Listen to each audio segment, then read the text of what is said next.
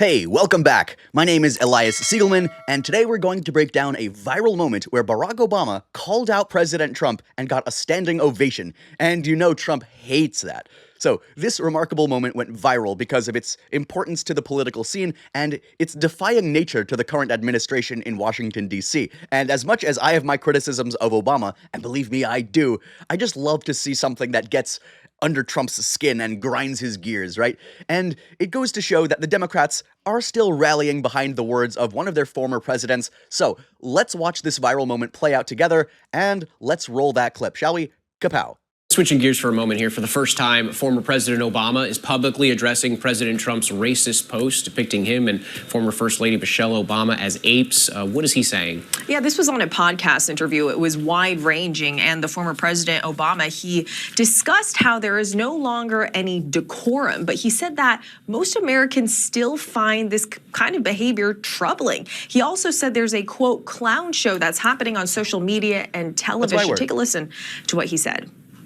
First of all, I think it's important to recognize that the majority of the American people find this behavior deeply troubling. There's this sort of clown show that's happening in social media and on television,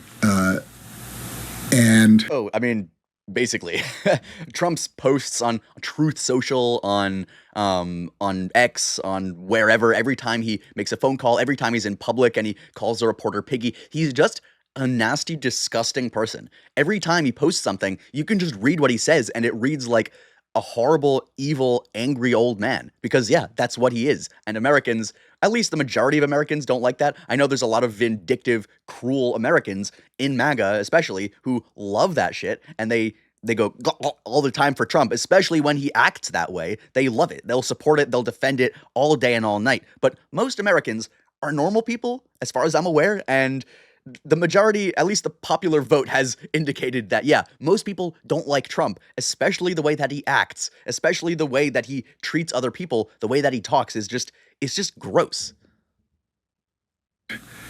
What is true is that there doesn't seem to be any shame about this among people who used to feel like you had to have some sort of decorum and a sense of propriety and respect for the office, right? So that's been lost.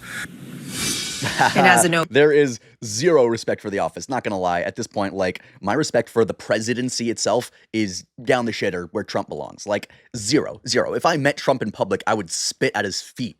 Maybe not on him because that would legally be considered assault, and I don't want to get into trouble here. But like, I would flip him off. I would yell at him. I would tell Trump to fuck off to his face. That is how much I respect the presidency. It's about the person. If the person is respectable, I will be respectful towards that individual. If the individual is a horrible, disgusting freak, then I will treat them like that, as anyone should. We should shame people who act that way. Just because it's the presidency, oh boy, it's so powerful, it's so prestigious. Who the fuck cares? If an individual acts like a horrible, fascist, fucking disgusting animal, treat them like that. Shame them. Talk to them like that. Chase them out of your restaurants. Don't allow them to be near your family. Like, why would you get along with someone who behaved that way? And hey, I've been mean on social media before, especially to MAGA and to Zionists and to Republicans and people like that. But at my core, my axioms are respect for human life and goodness and kindness, etc., etc. And I get some of my rocks off by insulting MAGA and Trump and stuff like that. Don't get me wrong. But I don't act that way all the time to everyone. That is not my core personality. I'm a good person. I know I'm a good person. Trump knows he's not a good person, and everyone knows he's not a good person. So it's basically something that Obama here can call out really easily, and everyone can really easily agree with that and align with it. There's another clip here that I want to open and show you guys as well, where Obama goes into more detail. So let's look at this clip here and hear what he has to say. That doesn't mean we have to get punked or be saps. And I do, or to cling. Part of the same interview. This just has more detail without the analysis of the other group there. To traditions just for the sake of tradition. I think what we have to continually evaluate is, in this moment in time, how do we make sure Also, I like Brian Tyler Cohen. Good stuff here. Great that Obama is appearing and talking to more people. Like, he's been in the background a lot. He hasn't been as public as he could be in opposition to Trump. I am extremely public with my opposition to Trump and Republicans and MAGA. I will scream to the sky, fuck Trump, fuck MAGA, et cetera, et cetera. But like, Obama's trying to act like a politician and be more, even keel about things, but he could have, again, been much more vocal about his opposition to the Republicans and to Trump and MAGA this entire time. And the fact that he's coming out now, I don't know whether that's part of some alternate scheme where he's trying to influence politics and get back into the spotlight again. I can't say. And I have other criticisms of him I could leverage here, but this is about Trump and about Obama's comments about Trump. So let's continue. That we can advance our agenda in a way that reflects what's good for ordinary folks, not special interests, not simply the well-to-do. And how do we do that in a way that's consistent with integrity, honesty, democracy, the values that we claim to want to uphold? And I think it's possible to do that. But the reason I started with reminding ourselves, yes, we have a harder job, because sometimes I think we're tough on Democrats, saying, why aren't you being as mean and tough and nasty as they are? Hey, it's like he's calling me out. It's like, yeah, I mean, why aren't Democrats being as mean and nasty? Not necessarily as Trump is, but the thing is, we're punching up. I punch up. I don't punch down. Trump is the most powerful person in the country, if not the world. I feel pretty comfortable insulting him and insulting Republicans. They control the government. It's like, okay, but I still think that Democrats should be nastier to Republicans. Like, they're literally destroying the country and the world along with them. It's a suicide pact. It's like Trump is destroying this country, has masked militants in our streets, killing people and tearing families apart. And what? Democrats are just supposed to be, don't do that. That's wrong. We should have ICE put on cameras so that we can see. They should have better training instead of something like, hey, ICE is fucking gross. It shouldn't exist. And the Republicans are destroying America and they're freaks and fascists. Like, I can say that comfortably. What? Because I'm not running for office or something. But I think Democrats should do that too. Obama here is like, maybe people shouldn't talk about Democrats and how they should be meaner towards the Republicans. And I disagree with that. I think that they should. So let's continue. It's when I was president of the United States, I suppose I could have simply unilaterally ordered the military to, go into some red state and harass and intimidate a governor there, or cut off funding for states that didn't vote for me. Or he could have released the Epstein files and stopped the genocide in Gaza. Just saying. I could have exercised that prerogative, but that is contrary to how I think our democracy is supposed to work. And I think we shouldn't get discouraged. Notice how the things that I said that he could have done have nothing to do with getting in the way of democracy. Having ICE on our streets, definitely anti-democratic. Literally, they're even planning to have ICE at polling locations to intimidate people when they try to vote. So yeah, very anti-democratic. But releasing the Epstein files, stopping sending arms to Israel in their genocide of Palestinians, plenty within Obama's ability, plenty within Biden's, Bush's, Clinton, etc. So listen, that's part of my criticism of Obama, right? And obviously infinitely better than Trump. And I'm listening to what he says here and I'm agreeing with a lot of it. But again, could have done more, man. Could have done more. By the fact that we have a tougher job, what we should do is expect that our side is smart enough to figure it out. So you had mentioned persuasion, and I don't even know if I agree with that. What, was smart enough to figure it out? Kamala Harris lost with over $1 billion in grassroots funding. Not gonna lie, that is a really bad look. Obviously, I would have preferred Kamala Harris over Trump, but she lost to Trump. That's a really bad look. I don't know if I can compliment the intelligence of the Democratic establishment at this point. It seems like they're doing everything they can to not listen to their constituents. They did everything they could to avoid the Palestinian Gaza massacre, and they did everything they could to avoid talking about free healthcare and free education and everything that the left actually has wanted for decades. But because of all this shift to the right, because they are also captured by the same billionaires paying Trump and paying the Republicans, hey, I don't know if that's a matter of intelligence or not, but I can definitely criticize the Democrats for that. And I don't think Obama is correct here. I'm not going to lie. But let me know in the comments down below what you think. I think that that's a really good point here, because as we eventually head toward a next general election cycle, we're going to be contending with a lot of the same infighting that's plagued Democrats before. You'll often have leftists and progressives butting up against liberals and moderates. And look, you are the ultimate pragmatist. And so what advice do you have as we head toward this election cycle, this eventual 2028 election cycle, so that we don't devolve into the same 2016 era Bernie Hillary redux that feels like it always consumes the left? Well, Excellent, Brian. Excellent question. We do see on the left a lot of infighting. I'm not gonna lie. Like I'm doing that right now. I'm infighting with Obama. But the thing is, I find myself much farther to the left than Obama is. Not gonna lie. This is like something I've had trouble describing to my audience a lot. It's like I don't know how to describe myself. I can call myself a liberal or a leftist or a progressive, and it's like all of these definitions and terms, they get in the way, right? Because they're all poisoned by the rhetoric. So I just say I'm left-leaning, or I'm on the left, or I'm left-wing, or something like that, and I let people's imagination take flight if I describe the policies I actually support. And if they listen to what I say and my legitimate logical criticisms, then they can form a conclusion. But at this point, we do have a lot of infighting on the left, and a lot of the time that leads to more centrist, more middle-of-the-road candidates, like Hillary Clinton over Bernie, like Kamala over a newer, progressive, younger candidate, like Biden trying to run again before everyone realized that his brain was leaking out of his ears, just like Trump has been doing for a while now. It's like, okay, the Democratic establishment is supporting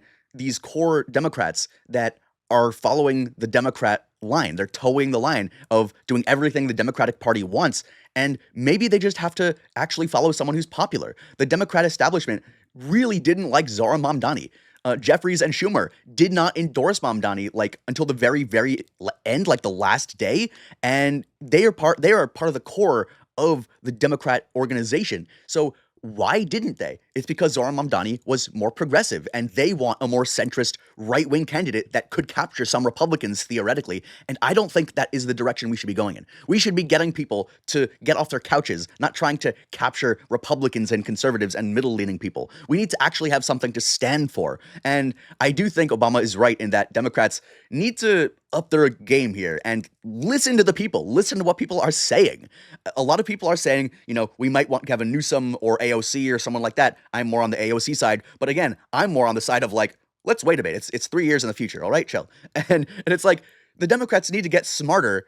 And by smarter, it means not just using the tactics that Republicans use of insulting Republicans and calling out their bullshit and how many crimes they've committed and all of that, but actually standing up for something. What happened to free healthcare? What happened to free education? Why can't we just follow Mamdani's example? Do you see how many good things he's been doing in New York lately? Just day after day after day, just nonstop policy. And when the Democrats get into power, where's that kind of energy? What are the Democrats doing now? Where's that kind of go ahead? I don't see any other leaders, any other city leaders doing this kind of thing. Where are the mayors? Where are the candidates that are actually pushing that kind of left-wing rhetoric and policy? We don't really see it. Even under Biden or Obama, for example, they didn't sign as many executive orders as Trump did. He just went right ahead. He steamrolled the entire democracy, and he's like, oh, we're just pushing out this, we're just doing this. And Democrats never do that. I don't know whether it's because it's breaking the law or whatever. And obviously, Trump just constantly breaks the law and doesn't give a shit. But Democrats have to have some amount of pushback there, right? You can't just do nothing and allow the Republicans to do whatever they want. And then when the Democrats get into power, what? Are they going to remove everything that the Republicans have done? Are they going to change everything back to the way it was? Are they going to immediately destroy the Republican Party from within to make sure that we don't end up in this fascist state that we currently are? Are we actually going to have a progressive, a young individual in charge who, like Mamdani, just goes boom, boom, boom, boom, boom, and actually helps people with better busing, free childcare, this, that, and the other. Like, where is that energy when Democrats actually get into power? It's not there. So I really want to know if Obama ever touches on this. But let's pick up back where Brian asked the question of Obama. I know I rambled on there, but I want to hear Obama's response to that, and then we'll wrap up in a little bit. Look, first of all, I think it's important to remember that the divisions in the Democratic Party tend to get magnified in the media. No. Relative to the divides. No, I disagree. I mean, I don't disagree in that it does get amplified in the media, but it's a huge issue. It's still a huge issue. Like, the Democrat Party betrayed Bernie, and they brought Hillary in. They betrayed the Democratic base by keeping Biden on the ticket, and then immediately, without a primary, switching to Kamala Harris. That's not democracy. That is a betrayal of the Democratic base.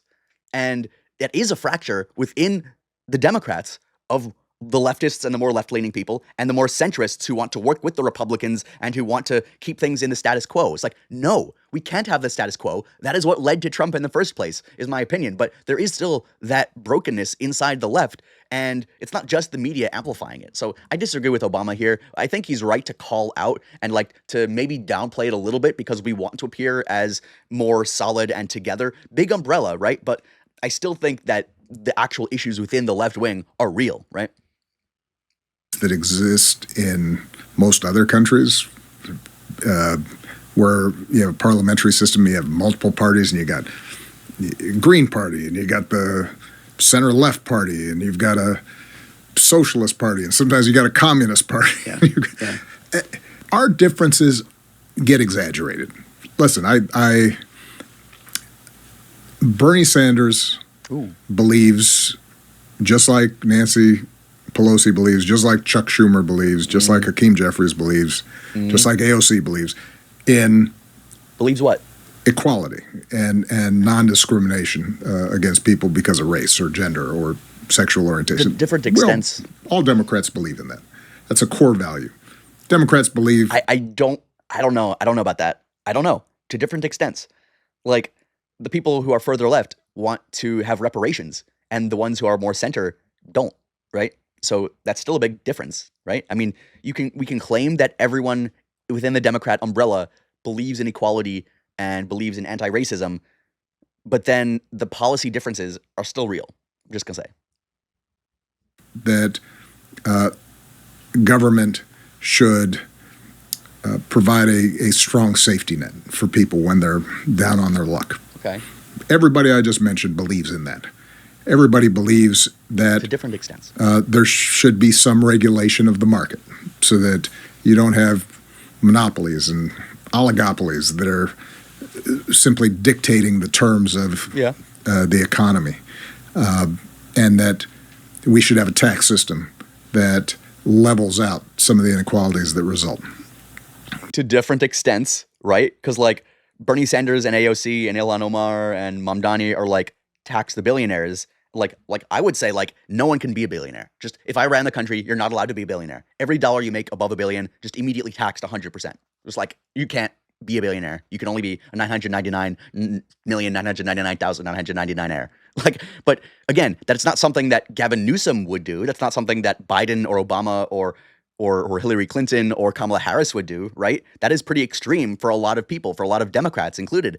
And even Bernie Sanders, that might be extreme to him. But it's like the difference between having like a wealth tax or an extreme billionaire tax where it's like maybe over $500 million, there's the wealth tax of like 10, 20, 30, 40% or whatever, and an income tax and this, that, and the other. So again, these policies are still very different. There's still a fracture within the base. That's like, how much do we actually go after the powerful? Do we allow them to run things, literally own the media, or do we break them up and not allow them to get that much power in the first place?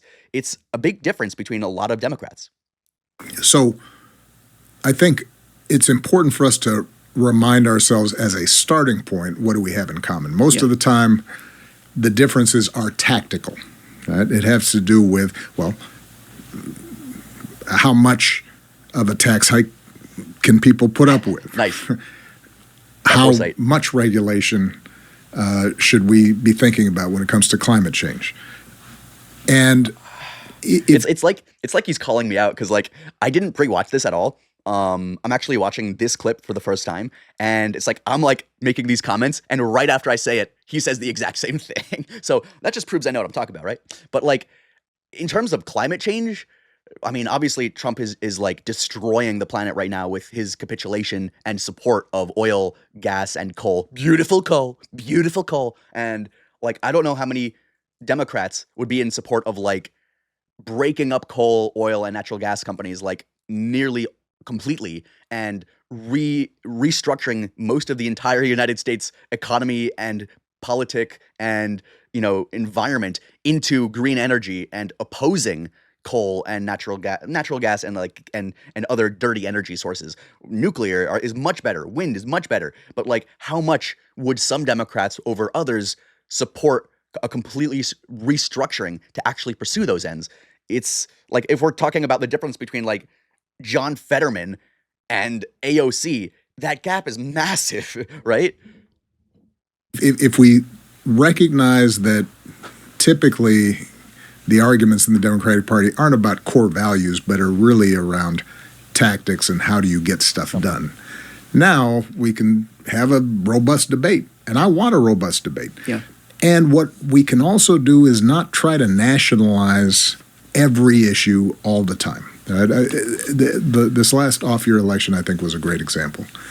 Okay, I think I'm going to pause here because he goes on to a different point. I think we touched on a lot of good issues here, and I agree with Obama on a lot of the things, right? Especially towards the end here, and a lot of his core issues that he talks about, I'm on the same side, right? But again, I think he underestimates the fracturing within, not the fracturing, but the difference in opinion and policy within the Democratic Party and its supporters.